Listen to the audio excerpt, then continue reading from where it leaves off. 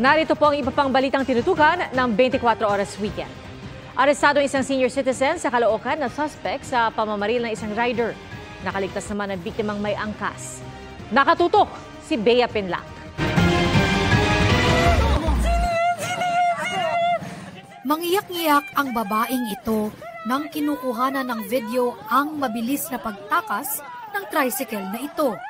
Ayon sa pulisya, minamaneho ang tricycle ng isang senior citizen na bumaril umano sa motorcycle rider na hinarang nito kagabi sa Bagong Silang, Caloocan. Naka-helmet ang rider at dumaplis lang ang bala sa sentido nito. Hindi rin nasugatan ang asawa niyang kaangkas sa motor. Agad naman silang dinala sa ospital. Nakamotor sila, pauwi at hinarang nga sila nitong suspect na may dalang tricycle. At doon na nangyari yung pamamaril ng suspect doon sa biktima. Matapos ang pamamaril, hinabol ng pulis ang suspect at kalaunay na aresto. Inaalam pa ng pulisya ang dahilan ng pamamaril. Nakuha mula sa suspect ang baril na ginamit umano nito sa krimen at ang tricycle na kanyang minamaneho. Inaalam pa ng pulisya kung pagmamay-ari ito ng suspect. Batay sa record ng pulisya, dati na rin itong nakulong. Initially, parang may kaso siyang 10591, yung sa baril din, murder.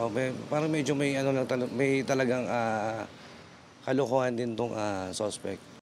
Sinubukan namin kunin ang panig ng suspect pero hindi na ito nagbigay ng pahayag. Nahaharap siya sa reklamong frustrated murder at paglabag sa RA 10591 o Comprehensive Firearms and Ammunition Regulation Act. Lumabag din ang suspect sa ipinaiiral na COMELEC gun ban sa Barangay 176 alinsunod sa plebisitong isinasagawa para mahati sa 6 na barangay ang Bagong Silang. Para sa GMA Integrated News, Bea Pinlac, nakatutok 24 oras. Mga kapuso, patuloy na tumutok sa mga balita, mag-subscribe sa GMA Integrated News sa YouTube. Sa mga kapuso abroad, samahan niyo kami sa GMA Pinoy TV at www.gmanews.tv.